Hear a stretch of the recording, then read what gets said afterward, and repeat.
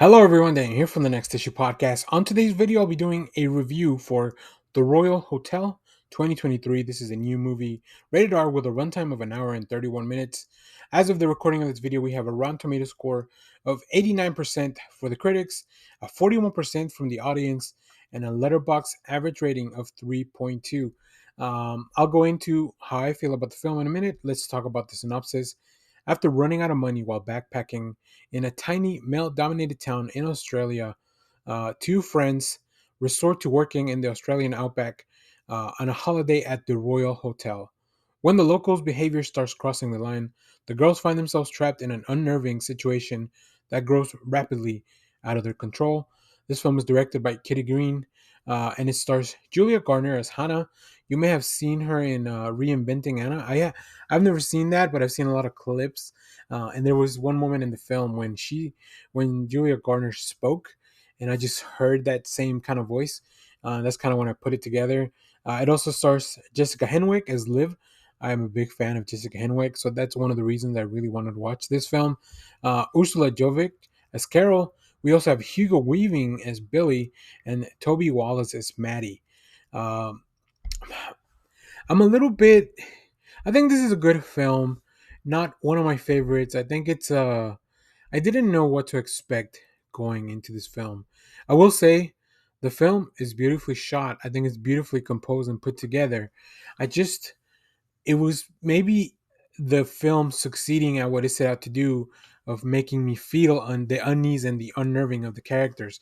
I mean, being in the Australian outback with no money, so far away from home, that is that is terrifying. Just that the thought of that to me is terrifying. Let alone having to work, having to be two people that are unknown, two women that have to go work in this place in the middle of nowhere where there's nothing but guys around and you don't know anyone, and it's just that just sounds like a nightmare. And yeah, the film just kind of from there kept escalating. At no moment did I feel like I was always kind of waiting for the other shoe to drop on things, right?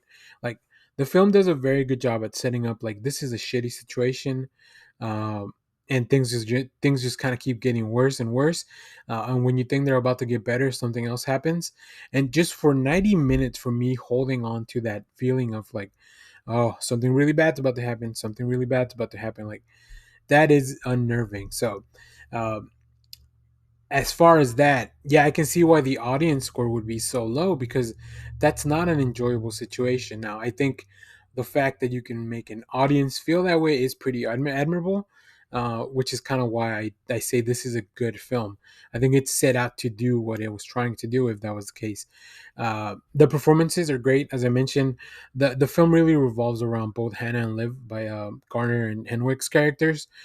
You can tell that they have a lot of really good chemistry on the screen, as as these friends that are on a trip that they each have their own reasons for being there, um, and just everybody that they encounter. It just these characters are so weird because it's not like a normal character. Like you don't know who to trust. You don't know where we're going with anything. Like every door feels like there could be something terrible behind it, including the people that we see, right? Including like Hugo Weaving, who's the owner of this hotel or this bar slash hotel that they're working at. Um, it is fun to explore the outback. I wish we had gotten a chance to maybe do a little bit more exploration. I don't think, but I think that would also kind of defeat the purpose of the film. I don't think the film's about that at all.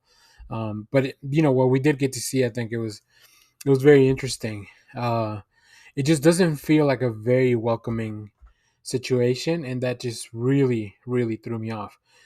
It also feels like at the end of the film just ends, and maybe that's the way it's supposed to happen. Like not everything needs to have like this big gigantic twist or whatever.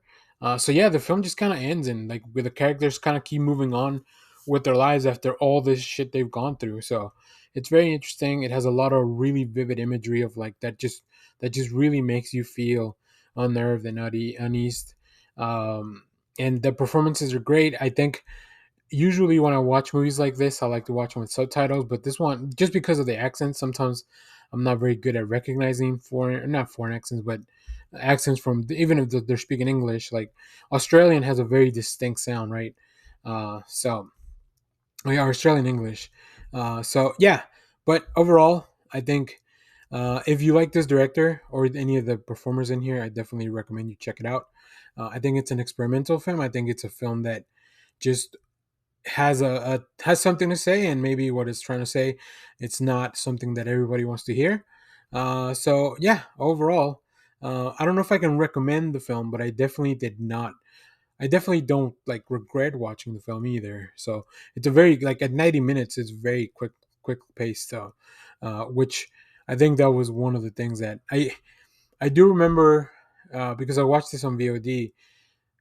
Two times I checked like, are we there? So the film very clearly marks like the first, second, and third act because it's kind of broken up in those almost as chapters.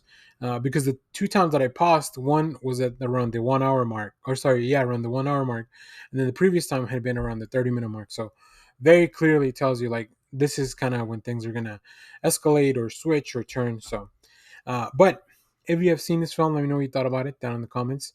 As always, thank you for watching, everyone. Remember to share, like, subscribe, hit the bell so you know when we go live. That is most Saturdays, 10 a.m. Central Standard Time. Stay tuned. We have more comic reviews, trailer reactions, TV recaps, all that fun stuff here in the channel. Thanks for watching, everyone. Bye bye.